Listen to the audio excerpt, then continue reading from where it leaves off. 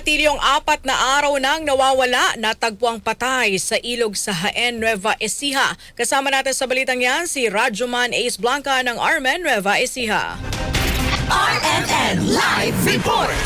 Natagpuang wala ng buhay ang 19 anyos na si Sean Americano sa San Fab sa bayan ng Jaén, Nueva Ecija. 4 na araw matapos siyang iulat ng kanyang ina na si Joanna Cano sa Facebook na nawawala noong November 14 bandang 1:00 ng hapon. Ayon sa Facebook post ng ina, umalis si Sean mula sa kanilang tahanan sa Barangay La Fuente, Santa Rosa at huling nakita sa mga barangay ng Palagi at Pamaldan sa Cabanatuan City at marami naman na nagbahagi ng panawagan na tumulong sa paghahanap upang agad siyang matagpuan. Binanggit pa ni Joanna na ang kanyang anak ay na-diagnose na may bipolar disorder. Ibinahagi naman ni Lorenzo Gutierrez sa kanyang Facebook post na natagpuan ng binatilyo na wala ng buhay sa ilog ng San Fab. Hinihinala ng ilang nakakita at nagkomento na maaaring nalunod ang biktima bagamat wala pang opisyal na kumpirmasyon hinggil dito. Sa kasalukuyan wala pang panibagong ulat ng pamilya o mga otoridad ukol sa nangyari o sa sanhi ng kamatayan ng biktima. Kasama mo sa Armen Nueva Ecija, Radyoman Ace Blanca, Tatak Armen.